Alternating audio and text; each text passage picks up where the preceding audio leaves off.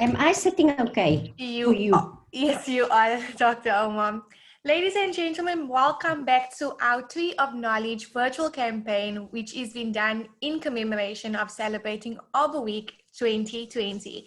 Today, I am very excited and very honored to have such a phenomenal, inspirational woman as a guest on, on our show, and on our series, sorry. So ladies and gentlemen, please allow me to welcome Dr. Rosina Omar, who is the CEO of Cape Nature. Dr. Omar, welcome. Thank you, and thanks for having me on your platform, Margot. It's a real honor. Thank you. Thank you so much. So we're going to jump straight into the conversation, Dr. Omar, and I'm going to kickstart off with what are some of the key functions of Cape Nature in terms of environmental protection and awareness? Okay, so let me just take a step back. Cape Nature, as we know it today, is 21 years in existence. So it's basically 2 decades of biodiversity conservation. So that's our core mandate. I believe that we build a credible brand to conserve the unique biodiversity of the Western Cape in particular, which we know include plants and animals across landscapes and across seascapes. So what is very important also to note about this protection that I'm talking about and protection of the environment is that a great percentage of the land, look, we manage about just over 1 million hectares of land, and a great percentage of that has been declared World Heritage Sites. Way back in 2004, through UNESCO, you get that status. And a site or a piece of land, an area, is only really afforded World Heritage Site status when it has outstanding natural, historical, and cultural value. So, and I don't know if you're familiar with what is called the Cape Floral Kingdom, which is part of this huge World Heritage Site that we manage. And it's very important also to note that what the plants in particular that we have in the Cape Floral region occur only there, here and nowhere else in this world. So it's endemic. So it's a huge responsibility entrusted, to Cape Nature to take care of this region for the current and future generations. So that's on the one hand, our mandate is biodiversity conservation, but within this, I must point out that we have large mountain catchment areas that we also manage. And if you look at the mountain catchment areas, we know that we came through 3 years ago through a severe drought. The Western Cape is a dry area, and predictions are that it's going to become drier, and to manage this piece of the mountain catchments is also very important to yield water for the citizens of the Western Cape and further. So we manage that through obviously clearing invasive alien plants. We manage fire, and we do this in an integrated way. That's on the one side. The other side, we have this beautiful, pristine area. And what we do there, we offer it to the citizens to enjoy through our ecotourism products. So what is important to notice that the revenue generated through ecotourism is plowed directly back into biodiversity conservation, and to run an entity in terms of ecological processes, in terms of our ecotourism, underpinned by all of that are the people. They're fundamental, and we provide work opportunities for people living in and around the reserves. And that is, a large percentage of that is poverty nodes. So livelihoods is important for jobs for those people. So Cape Nature is well placed to do that. And in addition, lastly, I just want to point out too, is that these reserves are there, and we also allow sustainable harvesting like sour figs and flowers, whatever, in particular for the communities, some communities, to harvest these plants for their own benefit. So that creates a very good rapport between our staff and the people living in and around our protected areas. So that's a little bit about Cape Nature. Yeah. What an I don't know. insightful answer, Dr. Omar. You've touched on some things that even myself that's in the environmental sector was not too aware of. And that's just one of the main objectives of really having this addition to our Arbor Week celebration, is to make such important knowledge just freely available while using one of our strongest tools right now, which is social media. So yeah, thank you for such an insightful answer. And then what are some of the measures taken by Cape Nature in terms of commemoration of such environmental days of importance? Okay, so Margo, we're talking about Arbor Day. That's right. So something that is very close to our hearts is celebrating environmental days. So yes, Arbor Day is a particular environmental days. We have other environmental days too. So in South Africa, the first week of September is normally Arbor Week. I believe that these environmental days are very important. It's a useful and practical way to enable environmental learning broadly.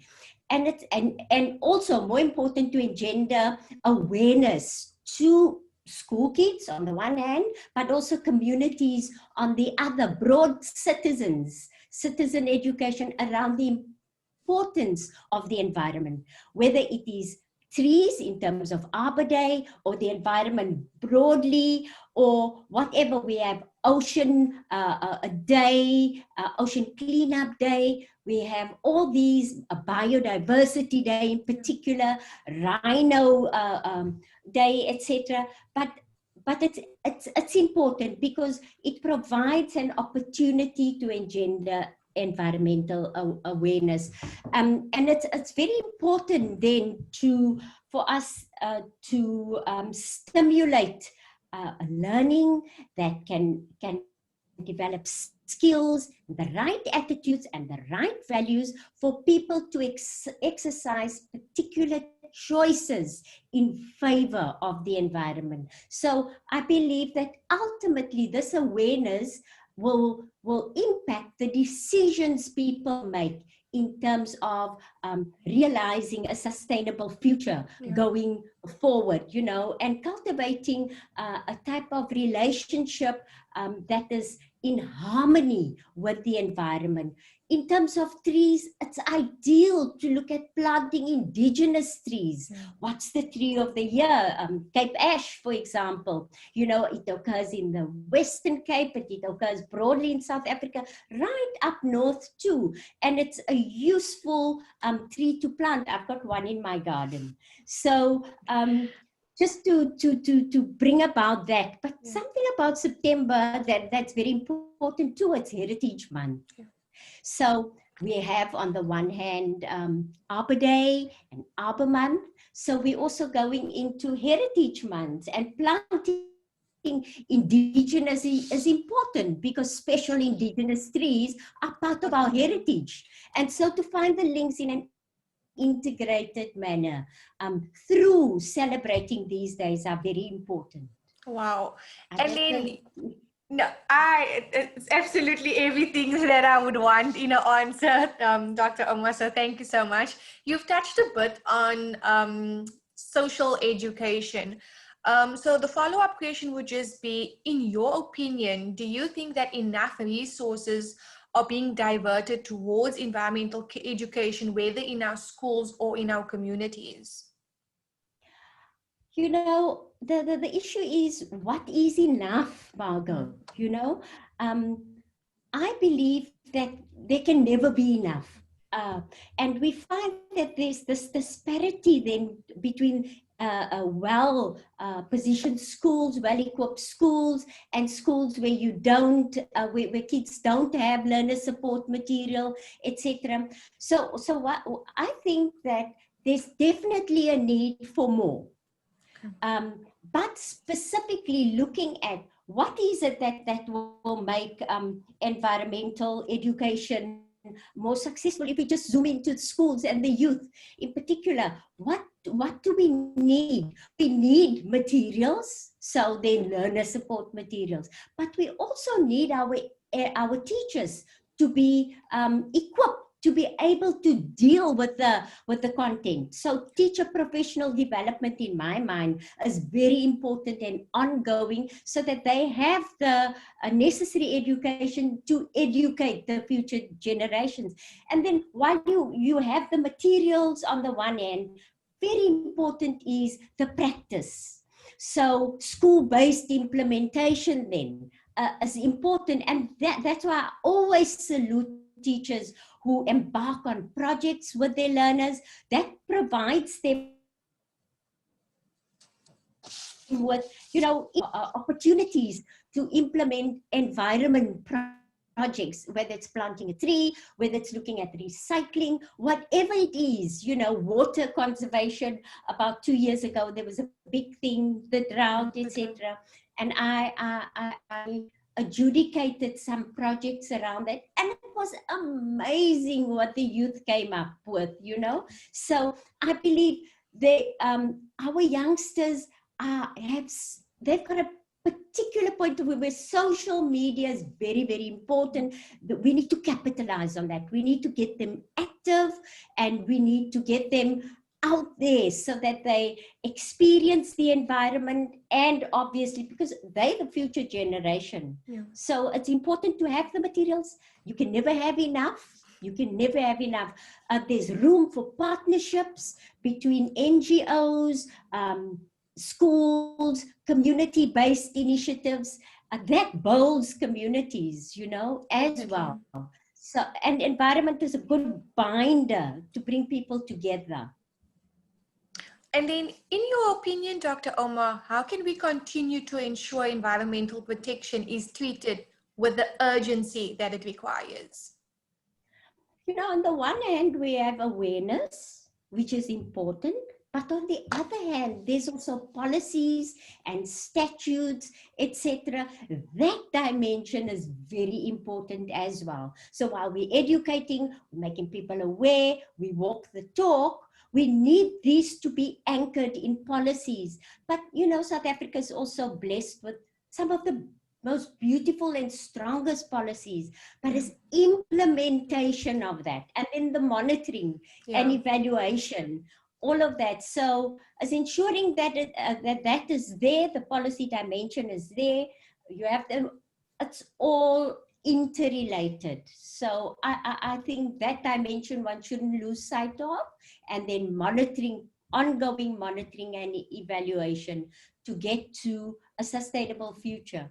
The Sustainable Development Goals, for example, it's perfect, it's brilliant, but I don't see it really getting traction amongst the youth, for example. So that is also a well thought through document, and it could be a binder to look at all these development goals. What are we doing? Just as a base to assess how we're doing in terms of a sustainable future. Definitely. So I don't know if I'm answering your question, just say. No, you are, Dr. Omar. And I just want to point out, I've had the pleasure of working with Cape Nation, especially on World Wetlands Day for the past 2 years. And one thing that we always try and do at such events is bring in, because early on you spoke about partnerships and collaboration, and we've seen it through these events, how successful our events actually becomes once we start collaborating, because we would have all these different stations with all the different organizations, and each station and each organization just allowing the learners just 10 minutes of insight to what the organization does, or like we'll have water filtration, we'll have canoeing on the wetlands. Yes. Cape Nature was there for educational sessions. And we've seen such a big success in these events, especially because we rely so much on collaboration. Absolutely. You know, nobody has it all. Yeah. And the environment is so important for us. I come back to a good binder. You know, so it's important to assist one another because resources are scarce. Yeah.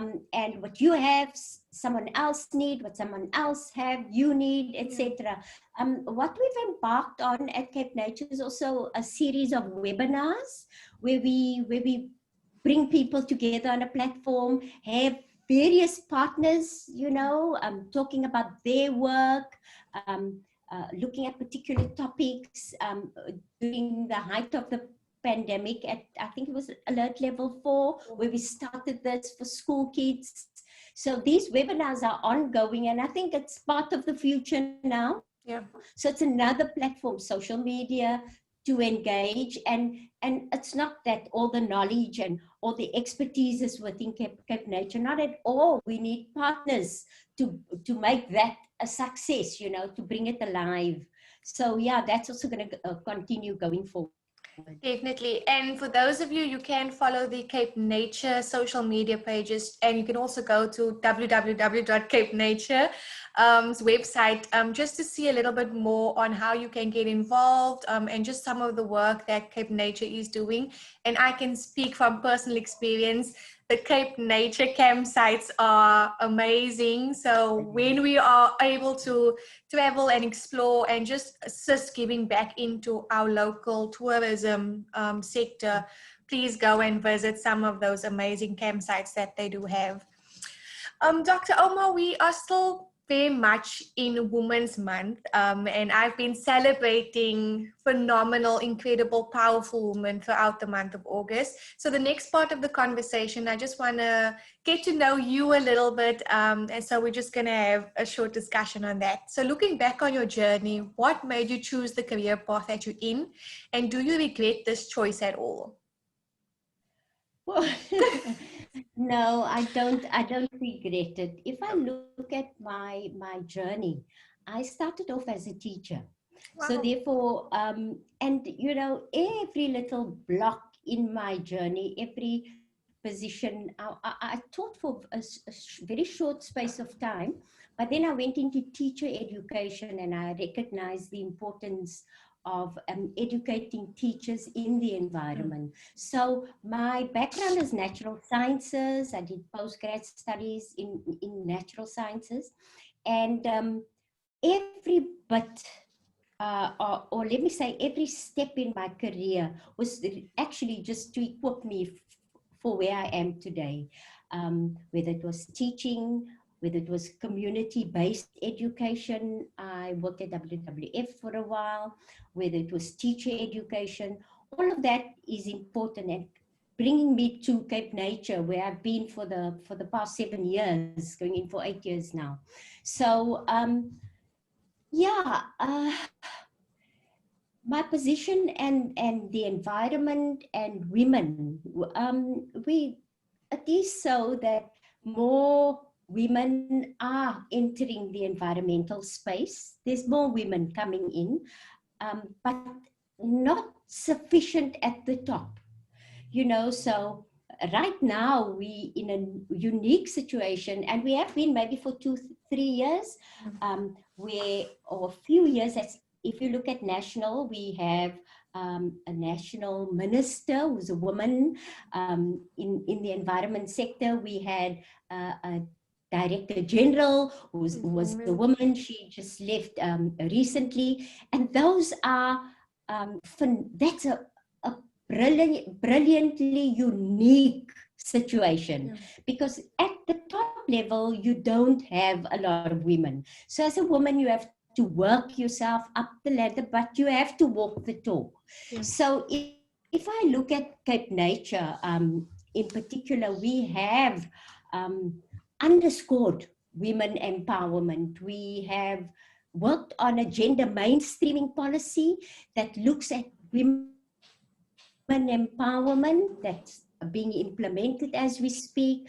We look at our partners in terms of partnerships with just service providers to look at women empowerment. So in that regard, while this is very much a male-dominated sector as far as the top is concerned, when you're in that position, I feel that you have to walk that talk, and you really have to empower women and bring them along the way. So we have done that at Cape Nature, and it's by far not enough, you know, so but walking the talk as we go. So yes, background, yeah, I come from a science background. I taught for a while. I also worked in the NGO sector. I've been in teacher education. I've gone through universities, worked there, and environment was across all. So whether I taught biology or environmental education, you know, if I just stand still, I've been at Hewitt College and for a couple of years. And those were the really dark 80s for our country, the history in our country, but where we found great pleasure on the other hand was to take student teachers to nature reserves. And you know how much healing that engendered for the students. They could go be open in nature. We educated them.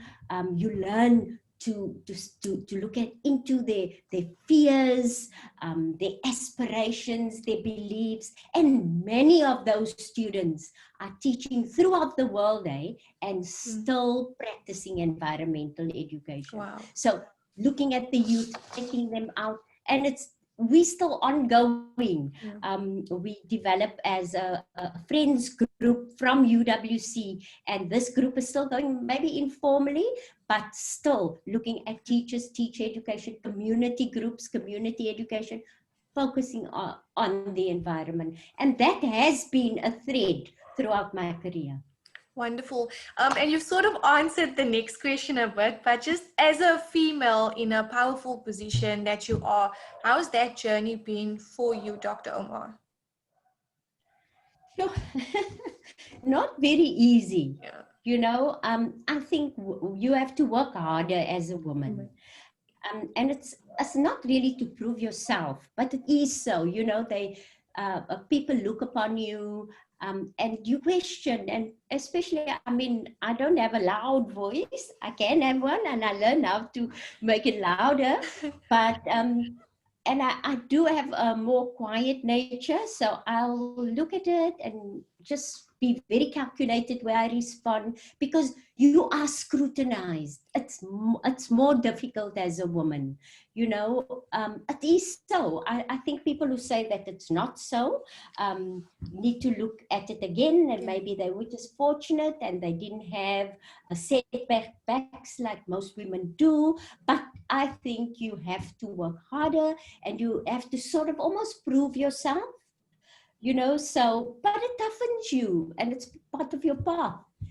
So yeah, it hasn't been very easy, but it's been a real learning curve to get to where I am, and yeah, enjoyable too, with its moments. And I think I speak for most of my generation. I think we are just so grateful to know that coming through an era of women oppression, we now have strong, iconic women in powerful positions that is not only paving the way for us, but stretching down a hand and just sort of helping, lifting us so that we can continue that legacy and continue opening doors for the future generation to come, not necessarily putting women above male gender, but sort of creating an atmosphere of equality and saying that your gender does not necessarily play that big role in terms of where you are going in terms of growth. So yes, so from our generation, we thank women like you that's paving the way for us. Thank you, Margot. And just to latch on to the gender, I think that is very important. You know, it's not like to discriminate against males, etc., to look at equality. So therefore, I mentioned that we have a gender mainstreaming policy, but in a sector like ours, where you do have it being a bit more male dominated, you have to equalize the playing fields and level it a bit. So, and underscore the empowerment of women within a gender mainstreaming policy. But yeah, we're getting there. Definitely. And then, Dr. Omar, just to end of this amazing, insightful conversation, is there a short message that you just want to share and encourage our young academics and our graduates, especially those stepping into the environmental and water sector? Well, it's a fantastic, rewarding field to work in.